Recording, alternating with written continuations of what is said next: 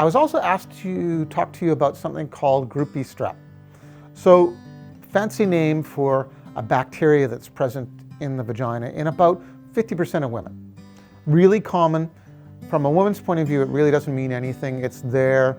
It's a normal part of what's there in the vagina. We don't worry about it from a woman's point of view. But babies don't really have an immune system right away. And because they don't have an immune system, they're not used to seeing bacteria. And the Group B Strep thing, that can give babies a bit of a problem. So what we usually do, somewhere around 35 weeks, 37 weeks, somewhere in there, your midwife or your family doctor is going to do a swab, or maybe even give you a swab to do for yourself. And what we're looking for is, are there any of those Group B Strep bacteria in your vagina?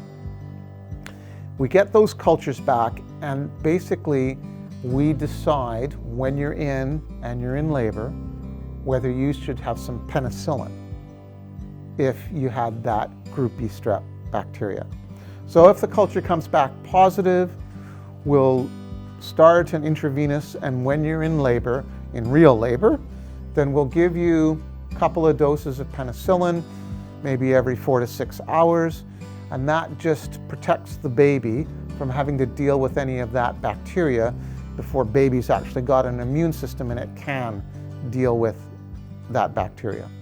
The other good thing is that when baby starts breastfeeding, you give baby some of your immune stuff and baby gets it, and then it develops an immune system basically piggybacking onto your immune system, which is great. So if you come in labor and that culture was positive, you are going to end up with an intravenous, and they are going to give you a couple of doses of penicillin, and that's going to protect the baby so that the baby doesn't get a problem with that bacteria after it's born. There is this thing in pregnancy that happens sometimes. It's called high blood pressure. Now, it's people that are my age and older sometimes get it, and it's nothing to do with pregnancy, but there's a different type of high blood pressure that happens when you are pregnant. It can have effects on you, and it can have effects on your baby. And because it can have effects on you or your baby, at every visit that you go to see your care provider, they're going to do your blood pressure. And as long as it's in the normal range, we're not worried about it. If your blood pressure starts to creep up, sometimes we do it a bit more often to watch and see where it's going. If it starts to get higher, we might talk about giving you some medication to keep the blood pressure down.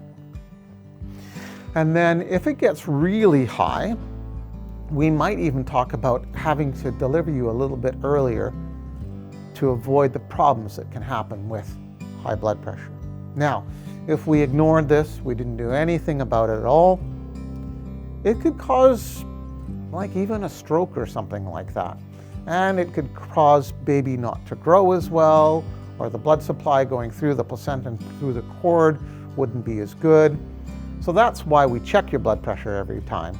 And that's why if there is something going on, we don't wait. We actually, when it gets high, we start to do something about it. And that's why sometimes, if it's high enough, we'll get you to come into hospital. Sometimes we'll even deliver you a little bit earlier if we need to. So after you deliver, your blood pressure can be still high even up to a week afterwards. So we might be monitoring your blood pressure even after you deliver and watching it go back down up to a week later. There is something else that happens in pregnancy sometimes, that's diabetes that's specifically related to the pregnancy. Pregnancies are kind of a stress test for your whole body. And one of the things that gets tested is your pancreas. Your pancreas is that thing that makes the insulin for you. Now, normally when you're not pregnant, pancreas is making enough insulin, there aren't any issues. But when you're pregnant, your baby is demanding food. So that means sugar, and that means you need to make more sugar and transport it through to the baby, and the baby's got to feed off of the blood that's coming into the placenta. All that extra sugar means that your pancreas needs to make some extra insulin. And sometimes your pancreas can keep up with all of that, and sometimes it can't.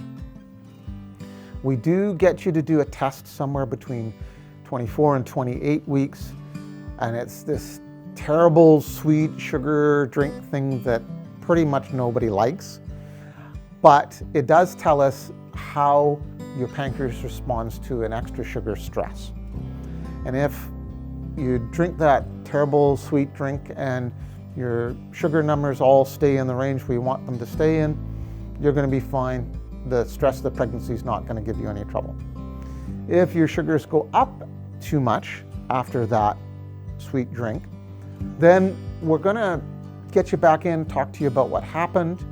We're going to get you to check your blood sugars. You got to poke your finger and see where your sugars are before your meals and after your meals. Now, sometimes all it means is that you read some labels on the side of the boxes to make sure that the first or second ingredients in your cheese puffs isn't glucose or fructose or one of those oses, which are all sugars. Sometimes it means that we're going to get you to go out for a walk for half an hour every day. And sometimes that's all the stuff that you need to do is keep an eye on what you're eating and get some regular exercise.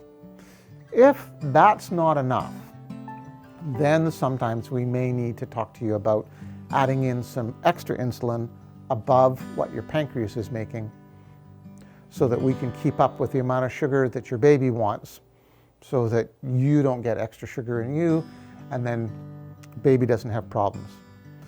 Baby can have problems in terms of growing too much and being too big and being more difficult to push out, or sometimes, if it's really significant, the sugar can actually affect the placenta so the baby can actually be small.